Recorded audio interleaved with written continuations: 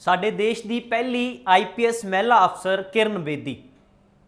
इस गल का सानू माण होना चाहिए कि साडी इस धी ने देश का नाम रोशन किया और IPS अफसर तक की पोस्ट तक पहुंची। उस तो बाद सियासतदान बनी, पर एक अजिहा बयान जिसने विवादों के विच घेर लिया किरण बेदी नूं।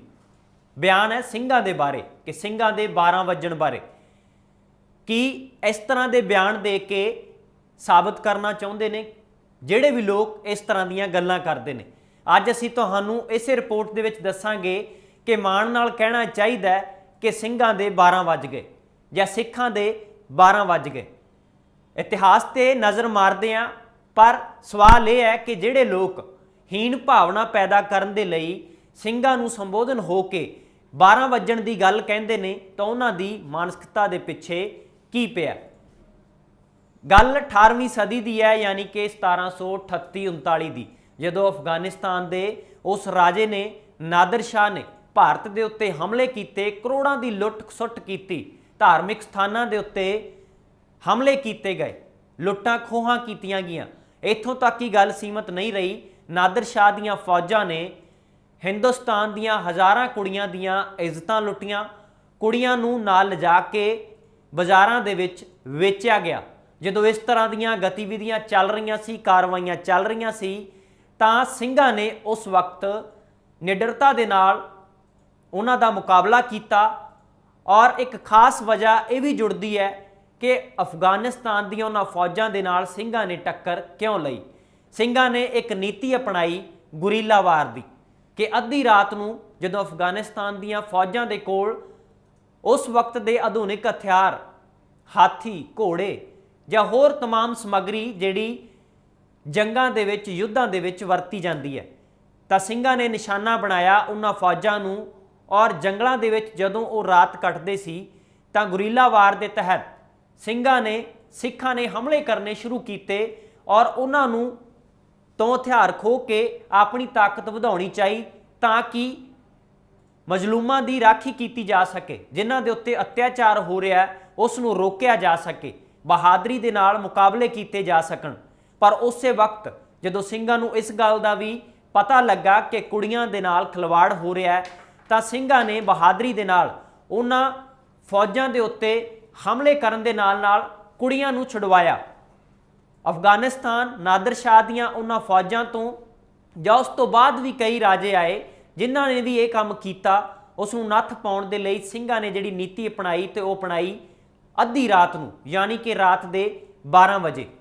ਸਿੰਘਾਂ ਦਾ खौफ उन्हां फौजां दे विच इन्ना पै गया कि जदों उन्हां कुड़ियां नूं छुडवाया जांदा, उन्हां दीयां इज्जतां बचाईयां जांदियां, तां आपस दे विच जदों ਉਹ लुटेरे, ਉਹ फौज आपस दे विच गल करदी सी तां ਇਹ ਕਹਿੰਦੇ ਸੀ जदों भी कोई खड़का सुनना कि किते ਸਿੰਘ तां नहीं आ गए, क्योंकि समा हुंदा सी 12 वजे, यानी कि अद्धी रात।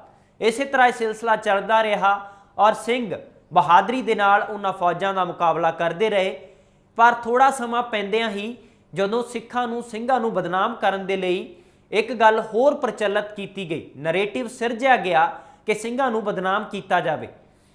तां सुनी सुनाईयां गल्लां नूं इस तरीके नाल फैलाया गया कि ਸਿੰਘਾਂ दे 12 वज गए। इन्नी अधूरी गल कह के ये नहीं दस्सिया जांदा सी कि ਸਿੰਘਾਂ दे 12 कदों ते किवें वजदे ने। उदों तो लैके हुण तक कि इन्ना ज्ञान नहीं होना चाहिए, इतिहास का इन्ना पिछोकड़ पता नहीं होना चाहिए कि ਸਿੰਘਾਂ ਦੇ 12 किवें वजदे ने। उस वक्त एक खास फिरके दीयां कुड़ियां नूं नहीं, जिन्नियां भी हिंदुस्तान दीयां कुड़ियां दे नाल अजिहा अत्याचार सलूक किया जांदा सी तां ਸਿੰਘ बहादरी दे नाल मुकाबला करदे सी, क्योंकि गुरुआं तो सानूं ऐसी मत मिली है कि मुजलम जिहड़ा भी है उसकी राखी करनी है और जो जुर्म करन वाला है उसका डट के मुकाबला करना है। उदों तो लैके हुण तक इस गल का फर्क पैना चाहिए, सब नूं पता होना चाहिए कि ਸਿੰਘਾਂ दे 12 किवें वजदे ने। जेकर इतिहास पता होवेगा तां ही सारे मान नाल कह सकते हैं कि ਸਿੰਘਾਂ दे 12 वज गए। सानूं उम्मीद है कि ये निक्की जी जानकारी, निक्की जी गल दे पिछे मायने बहुत वड्डे ने, जिहड़े सब नूं पता होना चाहिए ने ताकि किसी दे विच भी हीन भावना पैदा ना हो सके और सारे मान नाल कह सकन कि ਸਿੰਘਾਂ दे 12 वज गए। गल सिर्फ इत्थे ही नहीं मुकदी, ਇਸ ਤੋਂ ਅੱਗੇ ਵੀ ਸੋਚਣ ਦੀ ਲੋੜ ਹੈ। ਇਤਿਹਾਸ ਦੇ ਨਾਲ ਵਰਤਮਾਨ ਔਰ ਭਵਿੱਖ किस तरीके का होवे ये तां ही पता लग सकता है जेकर ज्ञान होवेगा। ये निक्कियां निक्कियां गल्लां जेकर अधूरी जानकारी साडे कोल होवेगी तो इस दे नाल खलारा होर वधदा है। खास करके एक फिरका दूजे फिरके नूं ताना मारदा है, मिहणा मारदा है तो उस तो बाद टकराव पैदा हुंदे ने जिस नाल फिरका प्रस्ती दी अग भी फैल जाती है। और जेकर इसे प्रचार के दौरान इसे नरेटिव नूं सिरजण के दौरान जानबुझ के कोई कहता है, चाहे वो एक ये उदाहरण होवे कि सिंघां दे 12 वज गए, इस तरीके नाल गल कही जा रही होवे या कोई होर गल कही जा रही होवे, एक धर्म दे लोग दूजे धर्म के लोगों नूं कोई भी अपने तो छोटा दिखाउण दे लई गल करेगा तो सुभावक है कि फिरका प्रस्ती की अग होर फैलेगी। ये फिरका प्रस्ती की अग फैलनी नहीं चाहिए। इस दे उत्ते सारे जिहड़े भी मनुखता नूं प्यार करते हैं उन्होंने ध्यान देना चाहिए।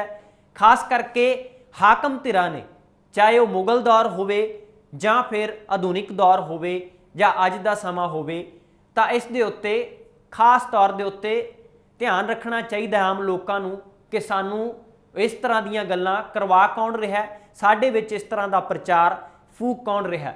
तो इस करके लोगों नूं आपसी भाईचारे दे विच रहन दे लई एक दूजे नूं प्रेरना चाहिए और निक्कियां निक्कियां गल्लां जिहड़ियां एक दूजे दे सानू खिलाफ कर सकदियां ने वो नहीं करनियां चाहिदियां, गुरेज करना चाहिए।